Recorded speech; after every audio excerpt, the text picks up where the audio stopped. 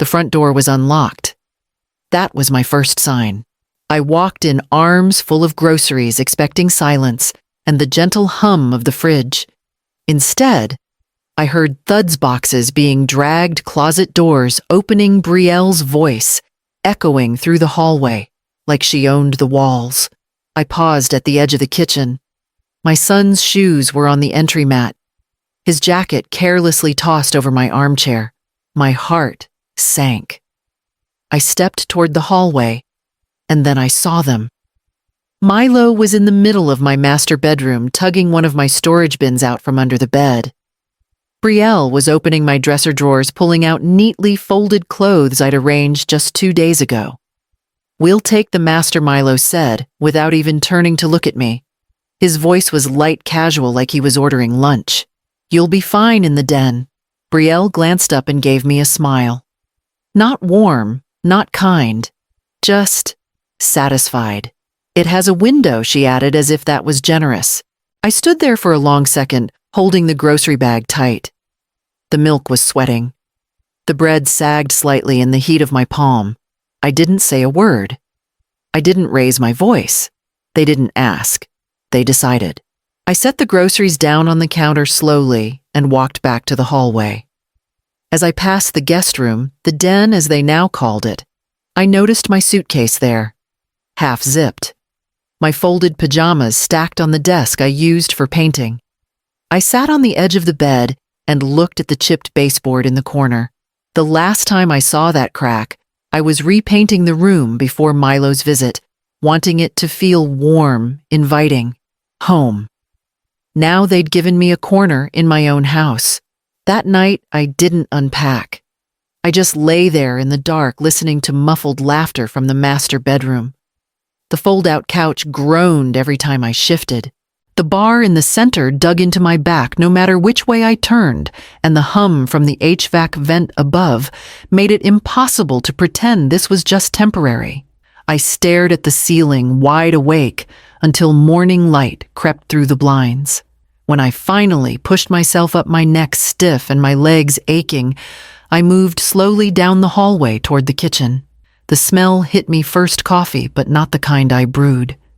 Something bitter, over-extracted, wrong. Brielle stood at my counter wearing my old robe like it had always belonged to her. She didn't notice me at first. She was too busy adjusting the new setting on my coffee machine, the one I'd used for nearly a decade. My favorite mug, the one with the chipped lip and faded bluebirds, sat in her hand. "Oh, good morning," she chirped when she saw me. "We thought you'd appreciate the extra help organizing." I blinked, confused. She motioned toward the hallway. I turned and saw them boxes, labeled in Sharpie Mom's stuff. They were stacked neatly by the laundry closet, sealed shut. My scarves, my photo albums, the small ceramic rabbit Milo made in 3rd grade, packed without a word. "I figured the den could feel more like yours if we cleared the clutter," Brielle added, sipping from my mug. Milo walked in, then yawning. He didn't even glance at me, just took a cup and leaned on the counter like it was his. I nodded, said nothing. Later that day, I tried to open one of the boxes. The tape wouldn't budge. They had double-sealed them. That night, I lay back on the fold-out, the spring creaking beneath me. I reached to turn on the reading lamp. It was gone, replaced by a scented diffuser I didn't recognize. I lay there in the dark again. The condo was quiet but not peaceful. And the next morning, the master bedroom door was locked. The master bedroom door was locked again this morning. I stood there for a moment, hand on the knob, listening. Nothing but silence behind it. Milo and Brielle must have gone out. I only wanted my phone charger.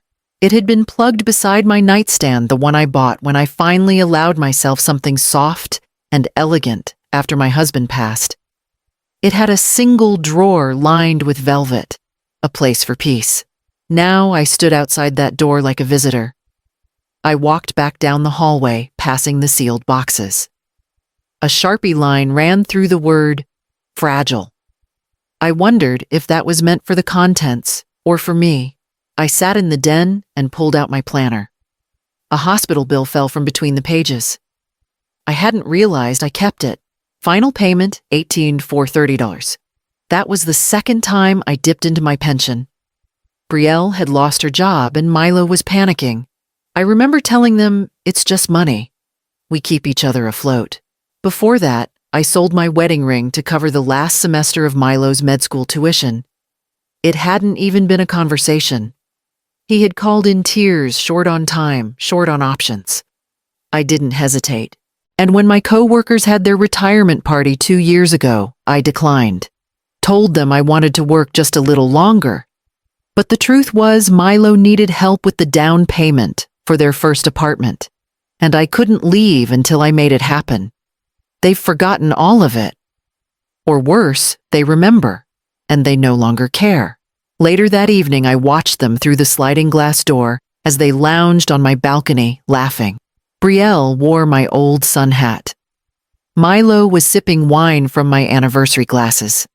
They looked comfortable, too comfortable. I turned away from the window and picked up my tablet. I had a note file open from months ago, one I had labeled "in case." My finger hovered over it. Then I opened the drawer and pulled out the trust documents. I was heading to the kitchen when I heard Brielle's voice from the balcony. She wasn't whispering, she never did. Her tone was casual, confident, like she was arranging brunch plans. "It's basically ours," she said into her phone. "The lawyer says once it's in Milo's name, she can't kick us out. It's just paperwork now." I froze behind the half-open door. Milo's name, my condo, my home. My pulse pounded in my ears. She laughed, then a light, airy sound that used to mean charm, but now felt like mockery. Yeah, she won't make a fuss. She hates conflict. It's what makes this so easy. I stepped back quietly, every muscle tight, every breath measured. Later that night, I sat at my desk in the den, the same one I'd used for charting patient records during night shifts years ago. I slid open the bottom drawer and pulled out a folder marked Estate and Trust. The paper was crisp, recently notarized. I'd updated it 3 months ago after my last review with the bank, an instinct that now felt less like planning and more like prophecy. I flipped through the pages, slowly reading each clause as if I were seeing them for the first time. The trust was ironclad. The condo, my pension. The savings account all secured under my name alone. No joint ownership. No beneficiary access without my written consent. I took out a yellow pad and began writing. Review property lease terms. Contact attorney verify clause 14B. Call building management tomorrow. Change access codes. I stopped for a moment listening. The master bedroom door clicked shut down the hall. Their laughter softened into the hum of the television. I put the papers back carefully, locked the drawer, and slipped the key into my pocket. Then I picked up my phone, opened the camera, and began photographing every page. When I finished, I turned off the light and sat there for a while, watching the faint city glow through the blinds. By morning, I had already decided who I would call first. The call came from my bank. It was a fraud alert, not theft exactly, but a flagged transaction tied to a business account I didn't recognize. When the representative asked me to verify the address on file, I felt my stomach clench. It was mine. Apparently, Milo had used my condo address to secure a business line of credit. When I asked what the business was registered under, the name was something sleek and sterile: DMB Property Ventures, LLC. I didn't need to ask what the M stood for. That night, I searched the name online. It didn't take long to find it. There on the second listing was a luxury short-term rental ad. My condo, my furniture, my view. Brielle had listed it under modern riverfront escape designer owned. The photos were mine. The couch with the coffee stain I never quite got out. The kitchen island where I used to lay out Sunday pancakes. Cropped, filtered, staged. Starting next month, the listing said. Weekend packages available. I scrolled further. Weekend rentals meant I would need to be out of the way. Moved. Hidden. The next morning over breakfast, Brielle barely looked up from her phone when she asked, "You'll be in the den during the weekends, right? We'll need the space clean." I nodded. I didn't trust my voice. She kept talking something about optimizing bookings, towel sets, and guest key cards. Milo chimed in, offering to upgrade my bedroom door lock with one that synced to their phone. They spoke about it like a team, like investors. Not once did they say the word home. That night, I sat with the trust documents again, this time adding my handwritten notes to the margin. They saw me as a stepping stone, a free asset in their little portfolio, but I was never part of their business plan. By the time they turned in for the night, I had already emailed the building manager. I arrived at the building office just after noon. Carla, the property manager, looked up from her desk with a polite smile, the kind you give a neighbor you've only spoken to in passing. She didn't expect anything unusual. I slid the manila envelope across the counter and met her eyes. "I need to update the file on Unit 1403, I said. "There's been some confusion about ownership." Inside the envelope was a full copy of the trust signed, sealed, and recorded. She skimmed the top page, then flipped through the signature pages and raised her brows. "I had no idea," she said. "They introduced themselves as the new co-residents." "They're not," I said, quietly, "and they never will be." We filed a formal restriction notice together. Any attempted changes to the lease, parking assignment, guest access, or package handling would require my written approval. I had her flag the unit. Everything would now require a secondary verification with me. Then I called my lawyer. By 4 o'clock, the paperwork was in motion. A cease and desist letter was drafted, notarized, and ready to send if they listed the condo again. I signed a contract with an off-site storage service to collect and hold their belongings if necessary. When I returned home, the door was locked from the inside. I knocked gently. Milo opened it, phone in hand, mid-laugh. "Oh, hey, we thought you were out all day." He didn't wait for a response, just walked back down the hallway like I was a guest returning from errands. I smiled, just picking up a few things. I made a cup of coffee, checked my email, and confirmed the locksmith's appointment for Monday morning. I chose a time when they'd be out gym class and brunch, according to the shared calendar Brielle had left open on her laptop. I didn't raise my voice. I didn't make an announcement. Some doors don't slam. They just close and lock quietly behind you. The knocking started at exactly 7. 3 firm raps, the kind meant for business, not conversation. I was already awake, sitting at the kitchen counter with my coffee waiting. Milo shuffled out of the bedroom, in his boxers, rubbing his eyes. "Who the hell?" Before he could finish, another knock came, louder this time. He swung the door open. 2 members of building security stood there, flanked by a representative from management and a courier holding a clipboard. The taller guard spoke first. "Delivery for Mr. and Mrs. Brandt. Legal documents regarding tenancy." Milo blinked, confused. "We don't wait." What? The courier extended the packet. "Notice of immediate vacate. Storage instructions are attached." I took a quiet sip of my coffee. Brielle appeared behind him, wearing my robe again, her hair wild. "What is this?" she snapped, grabbing the papers.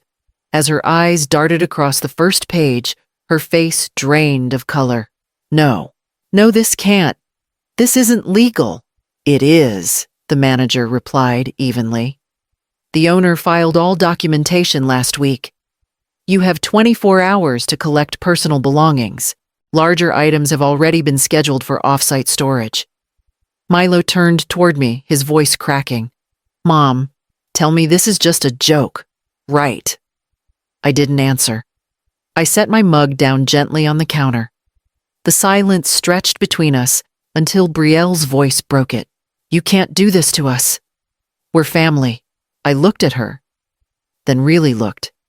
The entitlement, the disbelief, the fear behind her fury. It was all the same face I'd seen when people realized the consequences had arrived. Security handed them the second notice for acknowledgement.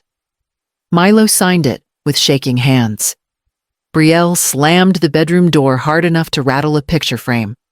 I picked up the keys I'd left by the bowl on the counter and slipped them into my pocket. The new set felt heavier, sharper. By the time they realized what was happening, the movers were already on their way. By Tuesday afternoon, they were gone. The storage company hauled away the last of their things: Brielle's hanging garment bag, Milo's gaming console, a few boxes of mismatched decor they'd claimed were upgrades to my space. I watched from the balcony as the truck pulled away, then turned back inside without a word. I didn't clean their room. I didn't rush to reclaim it. I let the silence settle. By the end of the week, the luxury rental listing disappeared, likely flagged for violation or taken down out of sheer embarrassment. The reviews had started pouring in from fake bookings once I submitted documentation. The condo had never been theirs to offer. Milo's credit, already stretched thin, buckled. I received a notification from the same bank that had called me earlier. The business line tied to my address had defaulted. That account was frozen. The apartment he and Brielle had once hoped to lease across town suddenly required co-signers. They didn't ask me. His friends, well, the ones who'd grown used to catered game nights and rooftop wine tastings, stopped showing up. Whatever glow Brielle once curated on social media dimmed. The captions grew shorter, then stopped altogether. A single text came through late Thursday evening. "Brielle, you betrayed us." I stared at the message for a long time, then typed only what was true. Me. No. I stopped funding your betrayals. She never responded. I wasn't angry anymore. That surprised me. What I felt was cleaner, sharper, like clearing away rot you hadn't realized was there. I took the wine glasses from the dishwasher and placed them back in the cabinet, one by one. I folded the sun hat Brielle had claimed and tucked it into the donation pile. I removed the scented diffuser from the den and replaced it with my old lamp. By Sunday, I'd already changed the guest access codes and canceled the joint calendar. On Monday morning, I brewed a fresh pot of coffee and walked back into the master bedroom. The master bedroom smelled like lavender again. Not the cloying kind Brielle sprayed into the vents, but the soft sachets I used to tuck behind pillowcases. I had found one in the back of the closet, still faintly scented. It felt like finding a version of myself I'd left behind. I opened the curtains. Morning light spilled across the hardwood floor, golden and gentle. Below the river flowed steady silver blue under the rising sun. I watched it for a while, remembering why I chose this unit in the first place. It wasn't for the granite or the square footage, it was for that view, that sense of stillness, of earned quiet. The sofa bed from the den was hauled away the next day. I didn't keep it as a reminder. I didn't want reminders. I donated it to a women's shelter across town and included the coffee table too. Later that evening, I found the box labeled Mom's Stuff, still tucked beside the laundry closet. I opened it slowly. My scarves, my old books, the photo album of Milo's childhood I'd thought I lost. At the bottom was a stack of sticky notes Brielle had used to label everything: guest linens, overflow, old kitchenware. I fed them one by one into the fireplace, watched the edges curl and blacken, then disappear. I spent the next 3 days rearranging the bedroom, hung up my favorite painting, ordered new sheets, repotted the fern that had somehow survived their months of neglect. I moved my reading chair by the window. On Thursday afternoon, my neighbor Evelyn knocked with a loaf of banana bread. "Did they move out?" she asked gently. I smiled. Yes. Turns out the den didn't suit them after all. She laughed softly, handed me the bread, and didn't ask anything more. That's the kind of neighbor she was. That night, I sat in my chair by the window, a cup of coffee in hand, feet warm under a knit throw. The city lights danced on the water, and for the first time in months, I exhaled fully. 3 months passed quietly. The seasons shifted, the city softened into summer, and life found its rhythm again. Mornings became mine once more. Coffee, the rustle of leaves, the hum of the river below. I didn't think about them often anymore. That was its own peace. The letter came on a Thursday. Plain envelope, no return address, but I recognized the handwriting instantly. Milo's script rushed uneven, written like someone afraid of running out of time. I stood by the counter for a moment before opening it. It wasn't long. Not an apology. Not even close. Just a request. He needed help something about overdue accounts job applications, an apartment that wouldn't approve him without a guarantor. Brielle, he wrote, had moved in with her sister. He was alone. I read it twice, then folded it neatly and placed it beneath the candle on my desk. The wax had dripped down the sides from weeks of steady use, sealing other notes, other endings. I let his join them. There was a time when that letter would have broken me. I would have picked up the phone before the ink dried, made excuses for him, saved him again. But that woman doesn't live here anymore. I walked to the window. The river shimmered under the mid-morning light, steady and sure. The plants on the sill had grown wild since spring, roots deep, leaves reaching outward. I watered them, slowly, taking my time. When the kettle clicked off, I poured my coffee and sat in my favorite chair. The room was still except for the soft hum of life returning to its own pace. I whispered almost to the glass itself. You tried to bury me in the den, but I was the foundation. The city moved beyond me unaware, but the words stayed. Strong, simple, true.